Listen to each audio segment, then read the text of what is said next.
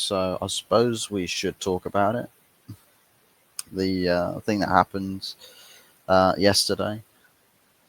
Apparently, there was a football match, and there was a bunch of older guys, or like guys in their 20s, followed by a group of teens that all just sat on the bench, and they're supposed to be like educating them.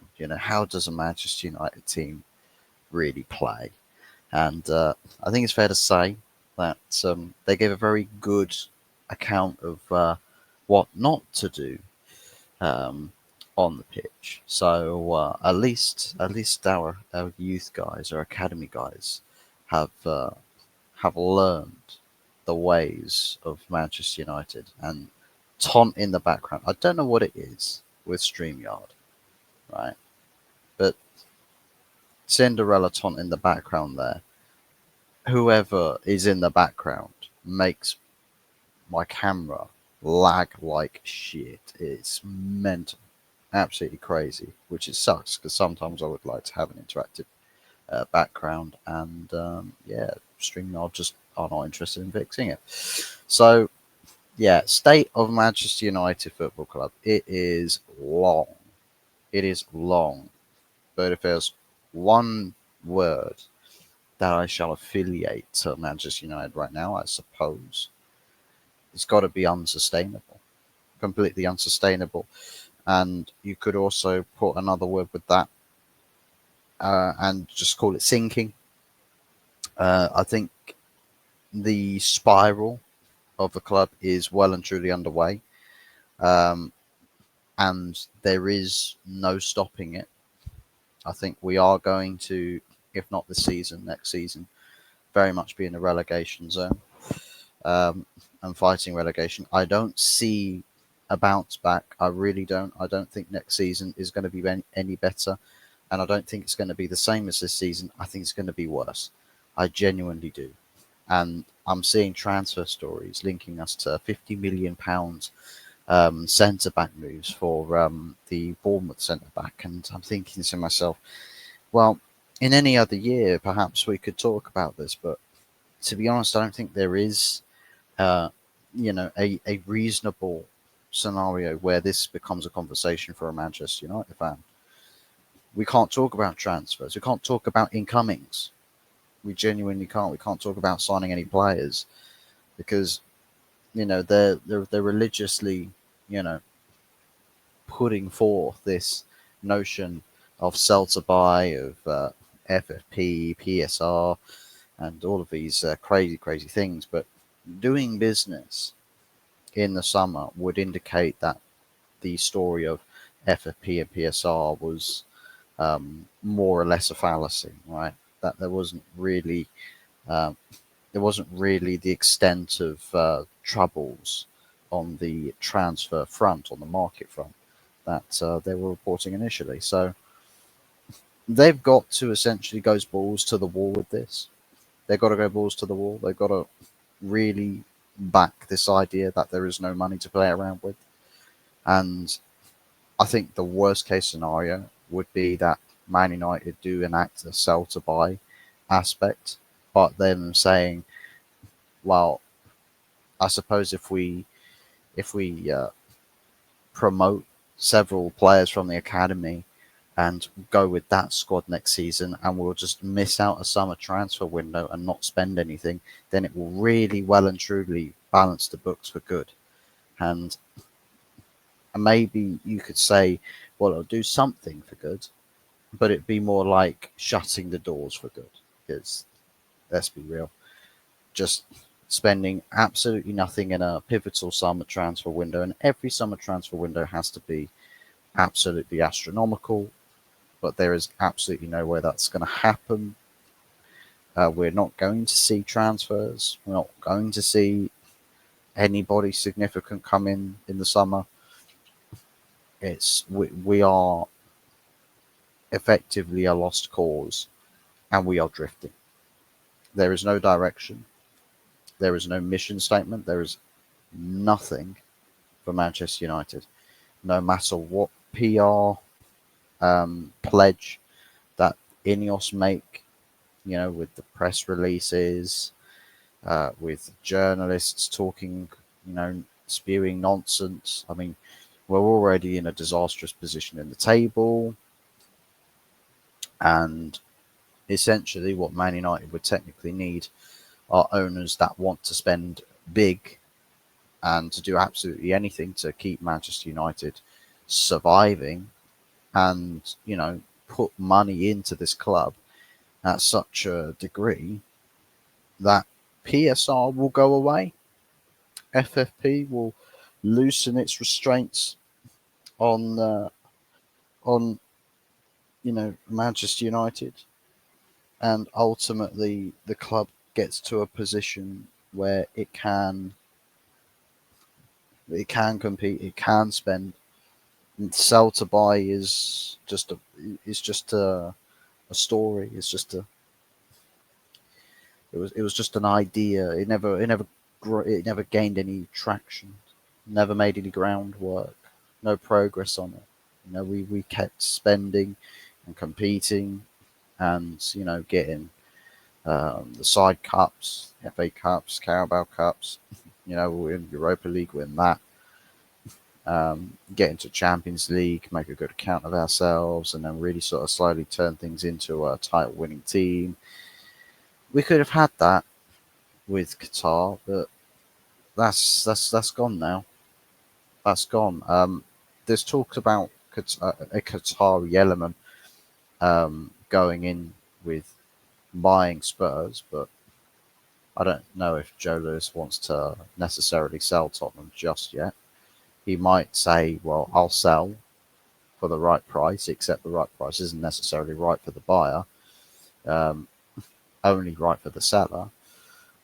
Um, and it would sort of be the same situation with the Glazers.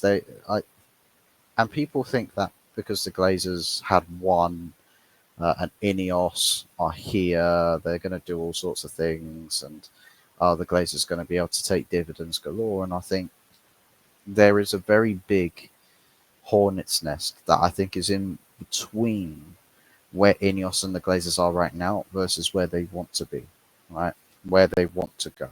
There's a massive hornet's nest right smack bang in the middle, right? Now, two things can happen. One, the hornet's nest can get absolutely riled up and go berserk and properly go after the Glazers and Ineos to stop them from getting from point A to B, or they can stay very calm and they can sneak around this hornet's nest and go to get to their destination. And the hornet's nest represents the fans of Manchester United Football Club, and it's for the fans it's either sink or swim. We know that we've got a protest coming up on the 9th of March against Arsenal at Old Trafford. Is that? I mean, it's still quite a little ways away, that game, but I suppose they want to gear it up to be quite a big protest. So of course, I think they want to give it a bit of time beforehand. But I think really kick some other campaigns into gear that well and truly make the lives of Ineos and you know trying to do things absolutely miserable, because ultimately cut through all the BS about, oh, Ineos are going to make us successful. Cut through all of that. My skepticism of Ineos never waned.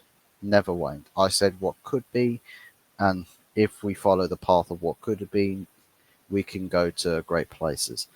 Well, we've not really followed the path of what could have been, and we've strayed. We've strayed from the garden path, and sort of gone into a thorn bush. And we're insistent on walking through that thorn bush. We need to divert course, and they're not going to do it. Right? The ownership won't do it. They are definitely going to go down this rabbit hole further. We're going to see more cuts, more sackings, more bad, bad, bad decisions being made, and more fans ultimately just hitting breaking point. We've already seen that around the time of the Super League, seeing the Glazers' affiliation to that, saw saw a pitch invasion. Well, that was like the state the status of Manchester United is very much on the line, and I think the fans need to realise this. They need to realise this and realise that without intervention now, we will lose the club. It is now do or die. We are in end game. This is the Manchester United Ragnarok, right? We must bring an end to the Glazer ownership because it will kill this club. Ineos think they know what they're doing. They think they do. But let's be real, the actions speak louder than words. And right now, one thing that they have not at all accounted for is just how dead this squad the Glazers have allowed the culture in this team to get, how toxic it all is, how uncompetitive it all is, and just overall, it's come to a point now that we're watching Ineos just pretend like the last 10 years. It's like they came in, did this review, and said, "Oh yeah, the last 10 years have been horrendous. It's been shambolic. You know, we're here to fix that. We're here to turn that around." But then they walked in and say, "Hey, by the way, we're just going to hit the big replay button for the last 10 years, but just carry it on. You know, we'll pick up from where the Glazers left off." And you think, but well, why are you here? Why would you want a portion of the club to keep the problem people in, right? Keep them in power. And I suppose there's maybe an element of it where Ineos maybe want to get in on the action to spin a better return profit. You know, spend money to get on board, spend a little bit of money uh, to spark the operations into life. The only problem that the only thing they really needed was the team to really sort of pull its weight a little bit. But in fact, the team is sinking itself to the Championship. Now, a Manchester United in the Championship, Ineos would not have had this even in their worst case scenario. They wouldn't have had the Championship anywhere in within those peripherals. So it would beg the question: if Man United were to be relegated, would that force the hand of Ineos and the Glazers? Because there's no financial model that they've looked at on the graphs and said, "Oh, but if we go through relegation, our finances will look like this." They probably wouldn't have considered it at all because the the I don't believe for a club that has the expenditure of Manchester United getting relegated with parachute payments and no European football, with no bonuses, no nothing, no extras, the financial situation would well and truly become dire. And if Manchester United wouldn't have a bounce back, you couldn't guarantee that Manchester United, if they were in the Championship, would have a bounce back. You couldn't guarantee that. I think the players' culture would not be sorted out as fast as it needs to be to see Manchester United become a better footballing side. I don't think Manchester United will ever be back to even a competitive format of club because I don't think Manchester United is competitive. I don't think it is competitive at all. I just think there's a bunch of pretenders that, with a bit of skill and ability, have been able to get themselves to a certain level, win some trophies, but the dum brains really kicked into gear. The incentive has died, the belief has died, confidence has died, and everything else that you need to really effectively cement yourself as a capable team, all of it's gone. All of it is dead now. It's all died. Everybody is dead. And the only people who can save this now is the fans. The fans need to put pressure on the ownership. We need to massively damage reputation and destroy um, profits. Now, however you do that is entirely up to the intuition of the fans. How we get to a point where the finances are so massively impacted by the fan base that you get rich people, you impact their income straight away. They're hitting panic stations, they're hitting that panic button, and everything is going to shit. We need to be doing that. And if we can do that, then it would force the status of the club in its sellability. That's probably a made up word, but its value for a sale. It would force the hands of the ownership. They'd have to say, well, we as the Glazers have gone back to pre-Ineos financial situation, and Ineos have no further contribution to getting this club further. They have no contribution to give. So ultimately, in this situation, I believe that Sheikh Jassim is definitely still out there, and he'll probably start leaning forward in his chair, right? He won't be jumping all over the place saying, "Oh my gosh, I'm going to put in a big bid now. You know, the club's being sold. It's going to be sold." Like, I don't believe we're there at all, right? But with the unrest of the fans, I think maybe there's something there that he'll probably be thinking, wow, this could get interesting. So it's probably garnered his attention. So I think there would still be a long way to go before we'd ever get to a point of another club sale, or of a club being available for sale. But yeah, I just feel like the financial situation, whatever Ineos say about the spend, how much the club can spend on a footballing front, I think they're probably over egging the pudding a little bit. But also, I feel like in terms of relieving that strain, the constraints of the finances, they have the power to make a difference to it, but they're actively choosing not to. So that's where I'm at with this. And just looking at the state of the team that we had against Tottenham is a symbol, right? We had one bad training session, basically, one really bad training session um, before the Tottenham game. It injured four first team starters and two backup players. So of course we were going to be dead on our feet. That's six players that we just didn't have available to us, which is it's absolute carnage.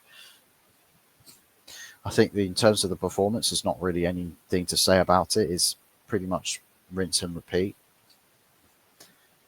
I think the players again incapable of making the very simple 5 yard pass. I mean, I don't play football. I don't even play for a Sunday league team. I don't do it for fun. I don't even do it for fun. I don't kick a ball, and I would still make more 5 yard passes, find their mark, whereas these players couldn't. I don't think that's. I genuinely think that's just a motivation issue. They're just not motivated to play. They don't want to be here. They really, really don't want to be here. The only reason why they are still here is because of the payment they're getting. It's like, I don't want to be here. I would like to be somewhere else really playing football, but I suppose I can live on this wage for a little while longer. And that's the incentive for them. And that's got to change. But Amorim is the only person breathing oxygen at the club right now that has any want or care, for his team to be doing something. And it's like nobody talks his language, nobody cares. So the manager is ultimately screwed, completely screwed. But you've got to ask Ineos, why have you not done anything about this? Why have you taken somebody from a very comfy position and thrown him right into the deep end and basically tied his hands behind his back and his feet together and just said, well, no, you've got to try and float. Oh, on top of that, we've tied an anchor to your ankle, so we don't want you to float. We don't want you to swim. We just want to stick you in a position that's untenable and then sink you. It's like it's complete and utter. You might as well count it as a case of homicide, right? Ineos have killed him. They've absolutely killed him. And I know a lot of people will say, "Oh, but he could be doing this, he could be doing that." I just think, as far as the bigger picture is concerned, with a manager, there's absolutely no point in talking about what a manager does or doesn't do. There's no point for a culture of a club that you hire a manager with telling everybody, "Oh, we're doing it under this principle," but then you're actually not doing it under any principle, and then ultimately leading everybody on, even the manager, telling him, "Don't worry, you're going to be backed." Multiple conversations saying the same thing, "Don't worry, we'll back you." And then ending up a January transfer window, paper thin squad, one signing for the first team, loads of deadwood loaned out, and absolutely nothing to replace or to be a stopgap. Just we're gonna make loads of holes, and we're going to leave those holes there. We're not going to do anything about it. Why would we do anything about it? We're just going to leave them there, right? All in the name of making the extra buck, save some money. This is the Ineos way. You'll lower the amount of money, right? Manchester United, it's bleeding cash. It's hemorrhaging cash. So we'll remove the amount of cash that the club is spending, but rather than reinvest the makings or the savings we've got towards cheaper alternatives that we believe are more dynamic, have more potential, are feel more incentivized, fixing the ship a little, slowly by all means, but you're still doing business that genuinely fixes the ship, right? Signing one player for the first team and then a couple of academy guys is not fixing anything. You don't fix anything. You're basically a dead beached ship, and you take a paintbrush and you dip it in some paint one swipe, and you leave it at that. And you think, "Oh yeah, look at the ship. It's as good as new now. It's as good as new." One swipe of paint and look at that. All of the marks and scratches, the broken mast is all gone. It's all fixed. And it's just like, everybody else is looking at Ineos, priding themselves off of this, and they're saying, they really don't get it, do they, guys? These guys have no clue, do they? They really are delulu. They're just in and over their head. Absolutely crazy. So the fans can see exactly what's happening. Ineos are desperate to get the fans to stop talking about them. yeah, and just accept this mediocrity. Just accept, oh, we could get relegated to the Championship, and we'll keep you hooked around our fingers. And if the project really fails, we'll sell up and we'll leave, but we won't actually apologize for failing you. We won't do anything like that. We won't hold accountability for our failures and shortcomings.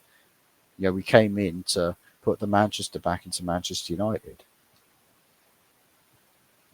I mean, the FC United of Manchester is more Manchester United than Manchester United, right?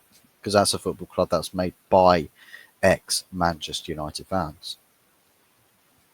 And a real Manchester United fan who wanted to put the Manchester back into Manchester United wouldn't be sacking half of its team. You wouldn't be doing that. You'd be putting a lot of your money where your mouth is, and you'd be forcing change, yeah, because that's what a real Manchester United fan would do. They'd recognise the situation. They'd realise just how major the task is, and they would be pushing for all of the changes necessary. They'd be spending a lot of money, but they'd do it because they love the club. They'd do it because it's worth the sacrifice. They'd do it because they first took over the club with the intent of making it great again.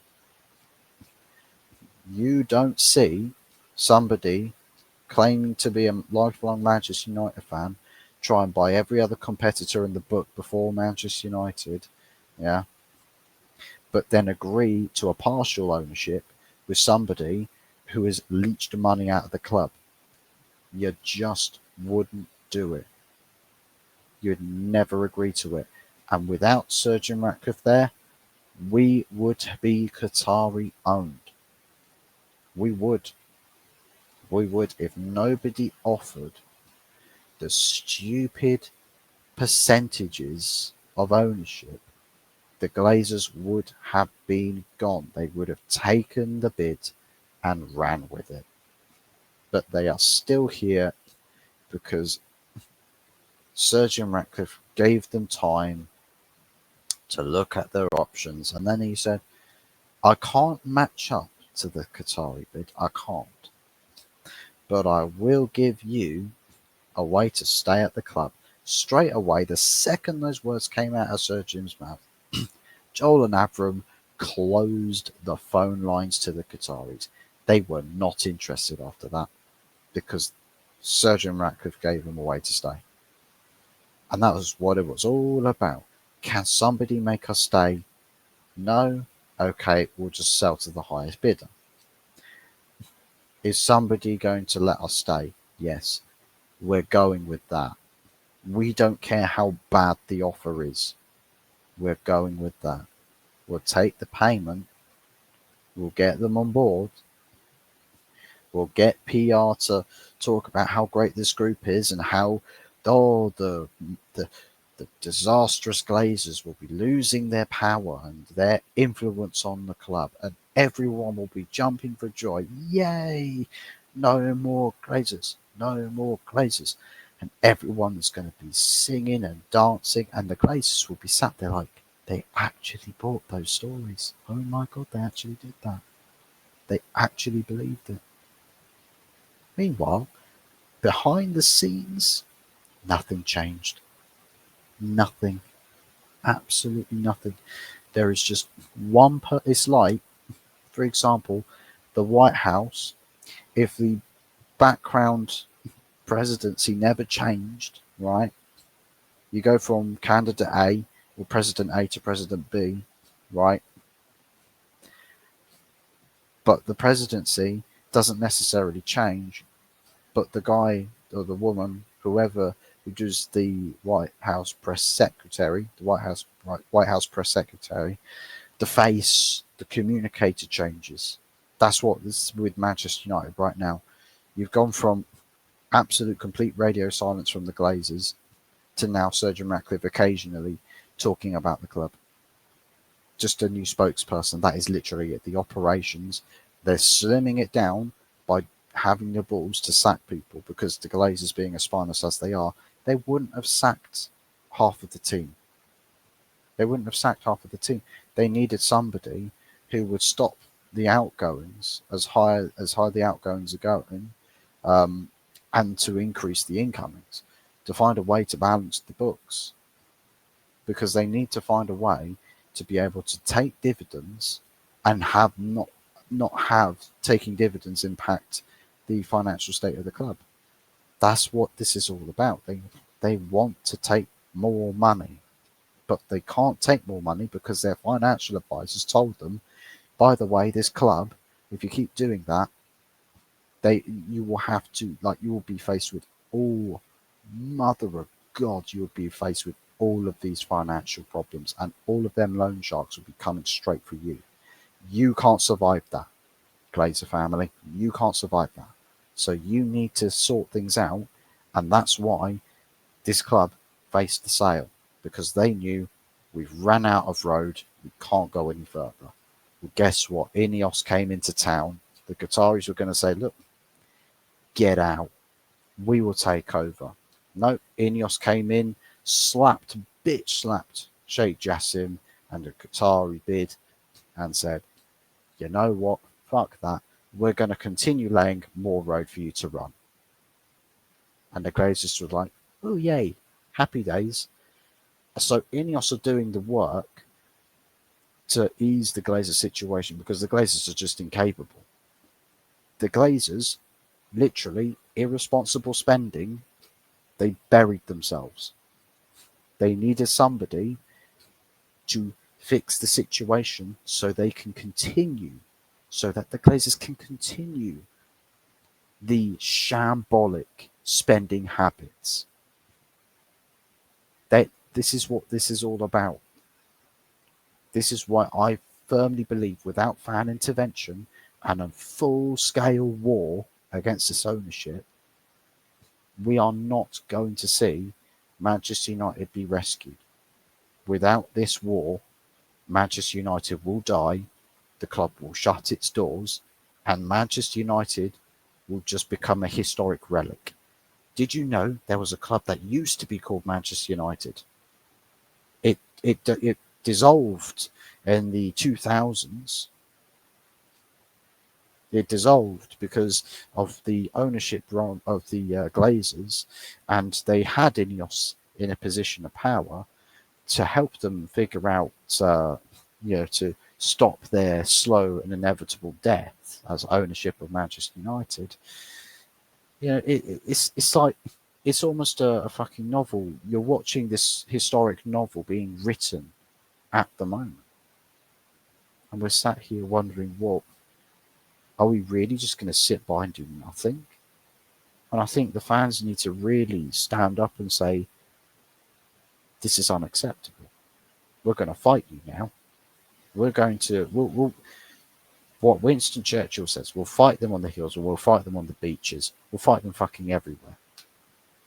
Valencia fans, what is it, Singapore or something like that? Fans went out there to go protest their owners. They got arrested. They travel halfway across the globe to go protest against the owners of their club. I don't see anybody doing that for the Manchester United fan base. Well, guess what? If you love football that much and you love this club that much, you're going to have to start gearing up.